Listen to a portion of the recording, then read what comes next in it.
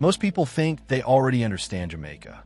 They picture beaches, reggae, rum, and postcard sunsets. They imagine an island whose global value begins and ends with tourism, culture, and a laid-back rhythm of life. That image is not false, but it is dangerously incomplete. Because behind that soft, familiar picture sits a country that has quietly become far more important than most people realize. And when a small country starts to matter in big global games, pressure always follows. Before we go any further, if you care about global politics, migration, and how powerful countries actually behave when their interests are challenged, this is your space. These are not emotional stories.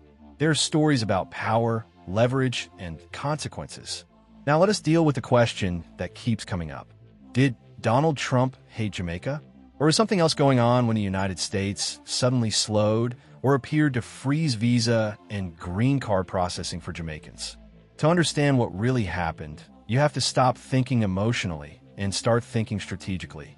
Because this story is not about feelings, personalities, or insults. It is about geography, influence, and global competition. To see that clearly, you first have to unlearn how Jamaica is usually presented to the world. Jamaica is not just a holiday destination. It is not just music and culture exported for global consumption. Jamaica sits inside one of the most sensitive geopolitical zones on the planet. The Caribbean has never been neutral territory. For centuries, it has been treated as a strategic buffer, a trade corridor, and a security perimeter by global powers. And Jamaica sits right at the center of it. Look at a map, not with a tourist's eye, but with a strategist's. Jamaica is positioned along critical shipping routes linking North America, South America, the Atlantic Ocean, and the Panama Canal. This is not symbolic geography. It is operational geography. Energy shipments, container traffic, food supply chains, and manufactured goods moving between continents all pass through this space. In geopolitical terms, Jamaica is not small. It is central. That centrality is why the United States has always paid close attention to the island, even when Jamaica was not making headlines. The Caribbean has long been treated as America's front yard, not out of sentiment, but out of security logic. What happens in this region affects trade flows, migration patterns, military access, and economic stability inside the United States itself. Jamaica, in that framework, has always been an anchor.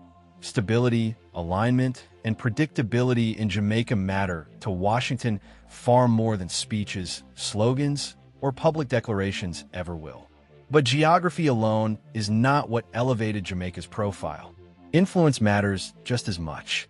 Jamaica has cultural and political weight across the Caribbean that far exceeds its size. When Jamaica speaks, smaller island states listen. When Jamaica shifts policy, regional conversations often shift with it. The island has long shaped narratives, set tones, and acted as an informal reference point in Caribbean affairs. That makes Jamaica more than a partner. It makes a signal, and signals attract attention.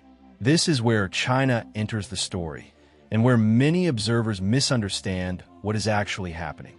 China's global strategy is often misread as aggressive or impulsive. In reality, it is patient, methodical, and adaptive. China studies countries for years. It tests ideas quietly. When something fails, it does not retreat in embarrassment. It recalibrates. Jamaica has been part of that long-term observation for a very long time. Early Chinese ambitions in Jamaica were ambitious and visible. Projects like the proposed logistics hub on the Goat Islands drew attention, debate, and eventually public resistance. Environmental concerns and political pushback forced the project to collapse. Many observers assumed that this marked the end of China's serious interest in Jamaica. It did not. China simply changed tactics. Instead of trying to create something entirely new and controversial, it focused on existing assets that already mattered and already had legitimacy. Ports, roads, hospitals, urban infrastructure, things that could be framed as development rather than disruption. The Kingston Container Terminal became the centerpiece of this shift. Through a partnership with the Jamaican government, Chinese interests gained a majority stake in one of the most strategically located ports in the Caribbean. This port is not just another harbor. It sits directly along trade routes that feed into the United States and connect the Americas to global markets. It is a gateway, not just a facility. From Jamaica's perspective, this was development. It meant modernization, efficiency, jobs, and integration into global trade networks. The port needed investment. The country needed growth. The deal made sense on paper. From Washington's perspective, however, this was something else entirely. It was proximity. This distinction matters. Infrastructure is never neutral in geopolitics. Roads are not just roads. Ports are not just ports. Financing is not just financing. Infrastructure determines who controls movement, who shapes trade flows, and who gains long-term leverage. When a foreign power builds, finances, and operates critical infrastructure, it gains influence that lasts decades, not election cycles. Chinese-backed highways in Jamaica reduced travel times and improved connectivity across the island. Hospital expansions increased healthcare capacity. Urban projects reshaped parts of Kingston and surrounding areas. These were tangible improvements that ordinary Jamaicans could see and feel. This was real progress. But progress always comes with strategic implications, whether policymakers acknowledge them or not. As China's footprint in Jamaica grew, Washington noticed, and timing made that attention sharper. Under Donald Trump, U.S. foreign policy underwent a significant shift. China was no longer treated as a distant economic competitor operating mainly in Asia. It was framed as a primary strategic rival across trade, technology, infrastructure, and global influence. In that environment, Chinese involvement near U.S. borders was no longer viewed as neutral economic cooperation. It was interpreted as strategic positioning. Jamaica found itself caught in that changing lens. The Jamaican government, led by Prime Minister Andrew Holness, did not frame its decisions in ideological terms. They were pragmatic choices. Jamaica needed investment. It needed infrastructure. It needed growth. When traditional partners were slow, cautious, or hesitant, China was ready to move. This was not about choosing sides. It was about keeping the country moving forward. But global politics does not always reward pragmatism. As U.S.-China tensions intensified, neutrality became harder to sustain. Countries were increasingly expected to signal alignment, even if they never officially declared it. Silence itself began to be interpreted as a choice. And then something changed. Quietly, without a press conference, without a public announcement, without an official explanation. Visa and green card processing for Jamaicans slowed dramatically. In some cases, it appeared to stall altogether. Families who had followed legal immigration pathways for years suddenly found themselves in limbo. No clear timeline, no transparent reason, just delays, backlogs, and silence. For ordinary Jamaicans, this felt deeply personal. Spouses were separated. Children aged out of eligibility. Parents waited without answers. Lives were placed on hold by a process that had once seemed predictable. But in geopolitics, silence itself is often the message. Immigration policy is not just administrative. It is a powerful political tool. It can be tightened or relaxed without new laws. It can apply pressure without speeches or sanctions. It can hurt without making noise. That is why analysts paid attention. There were reports of private discussions between U.S. and Jamaican officials. There were no public threats, no official statements linking visas to infrastructure or foreign policy choices. But the timing aligned too closely to ignore. This script does not claim direct proof of retaliation. That would be irresponsible. What it does offer is context. In a world moving toward multipolar competition, pressure is rarely explicit. It is subtle, bureaucratic, and deniable. It operates through systems rather than statements. The visa slowdown fits that pattern. China's Belt and Road Initiative provides the broader framework. This initiative is not charity. It is a long-term strategy to secure access, influence, and positioning through infrastructure investment. Ports, logistics hubs, roads, and digital networks form a global lattice of connectivity. Within that lattice, Jamaica is a high-value node. Its location, its regional influence, its proximity to U.S. markets. That combination makes Jamaica attractive to China and sensitive to Washington. This is the uncomfortable reality behind the visa issue. Jamaica did not suddenly become a problem because it offended someone. It became sensitive because it became relevant at a moment when relevance carries consequences. Power does not like ambiguity near its borders, and small but strategically important countries often feel pressure long before anyone explains why. Jamaica's position today forces a difficult but unavoidable reality into the open. When a country becomes strategically valuable, it loses the luxury of invisibility. Attention follows, and attention is rarely neutral. The question is no longer whether Jamaica matters. That question has already been answered by the behavior of global powers.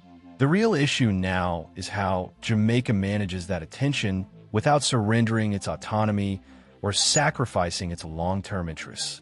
Small states often assume that staying quiet is enough to stay safe. History suggests the opposite. Silence is often interpreted as weakness or uncertainty. In a competitive global system, uncertainty invites pressure. Jamaica's experience during the visa slowdown illustrates this clearly. No public confrontation occurred. No accusations were exchanged. Yet pressure was applied in a way that touched ordinary people directly. This is how modern power operates. For Jamaica, the challenge is not choosing between China and the United States. Framing the situation as a binary choice would be a mistake. The real challenge is managing leverage. Strategic relevance creates bargaining power, but only if it is recognized, organized, and defended with discipline. China understands this well. Its approach to small but strategic countries is rarely confrontational. It emphasizes partnership, development language, and long-term planning.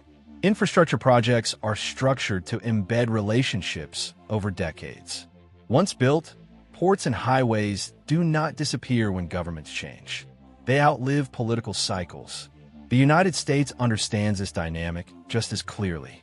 What concerns Washington is not Jamaica's development. It is the possibility that development creates dependencies that reduce U.S. influence in a region it considers strategically vital. That concern does not require hostility toward Jamaica. It simply requires leverage to shape behavior. This is where migration policy becomes relevant again. Visas, green cards, and processing timelines are not just humanitarian or administrative tools. They're instruments of influence. When applied quietly, they create pressure without public backlash. Governments can always point to technical issues, backlogs, or procedural reviews. The absence of transparency is the point. For Jamaica, this creates a painful paradox. The very citizens who benefit from legal migration pathways become collateral in geopolitical competition. Families waiting patiently within the rules find themselves trapped between forces they do not control. This is not unique to Jamaica. It is part of a broader global pattern. Countries that sit at strategic crossroads increasingly experience indirect pressure rather than open confrontation. Economic friction, regulatory delays, and bureaucratic slowdowns replace sanctions and public threats. Understanding this pattern is essential for Jamaica's next steps. The country's leadership faces a narrow path. On one side is overdependence. On the other is strategic isolation. Neither is acceptable. The goal must be diversification without dilution of sovereignty. That requires clarity. Jamaica must articulate a coherent national strategy that acknowledges its geopolitical reality. Not publicly choosing sides does not mean privately ignoring consequences. Strategic clarity does not require loud declarations. It requires consistent signals.